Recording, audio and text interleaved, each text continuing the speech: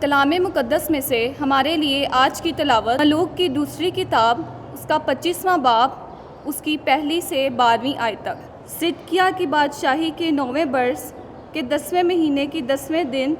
شاہ بابل نبوکت نظر اور اس کے تمام لشکر نے یروشلم پر چڑھائی کی اور اس کے مقابل ڈیرے لگائے اور اس کے گرد دمدمے باندھے، اور صدقیہ بادشاہ کے 11ویں برس تک شہر زیر محاصرہ رہا، اور چوتھے مہینے کے 9ویں دن میں شہر میں کال کی شدت ہو گئی اور ملک کے لوگوں کے لیے روٹی نہ تھی، اور انہوں نے شہر کو توڑا، اور سب جنگلی مرد اس دروازے کی راہ سے جو دیواروں کے درمیان بادشاہ کے باغ کے قریب تھا نکل کر بھاگ گئے، اور کدانی شہر کو گھیرے ہوئے تھے، اور صدقیہ عرابہ کی راہ سے بھاگا۔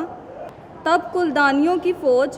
بادشاہ کے تعاقب میں آ گئی اور یرو کے میدان میں اسے جا لیا، اس کا تمام لشکر اس سے جدا ہو گیا۔ تب انہوں نے بادشاہ کو پکڑا اور اسے شاہ بابل کے پاس ربلہ میں لے گئے، اور اس نے اس پر فتویٰ دیا، اور اس نے صدقیہ کے بیٹوں کو اس کی آنکھوں کے سامنے ذبح کیا، اور اس نے صدقیہ کی آنکھیں نکلوا ڈالیں اور اس کو پیتل کے 2 زنجیروں میں باندھا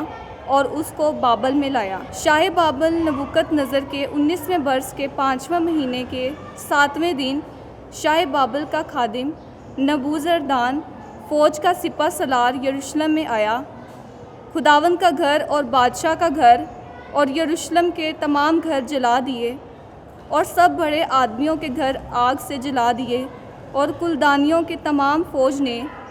جو لشکر کے سپہ سالار کے ساتھ تھی یروشلم کی دیواروں کو جو اس کے گرد تھی ڈھا دیا، اور تمام لوگوں کو جو شہر میں باقی رہے تھے اور بھاگنے والوں کو جو شاہ بابل کی طرف بھاگے تھے، اور تمام جماعت کو نبوزردان فوج کا سپہ سالار اسیر کر کے لے آیا، اور فوج کے سپہ سالار نے ملک کے مسکینوں میں سے انگور لگانے والوں اور کھیتی کرنے والوں کو چھوڑ دیا۔ پاک کلام کے پڑھے اور سنے جانے پر خدا کی برکت ہو، خدا کا شکر ہو۔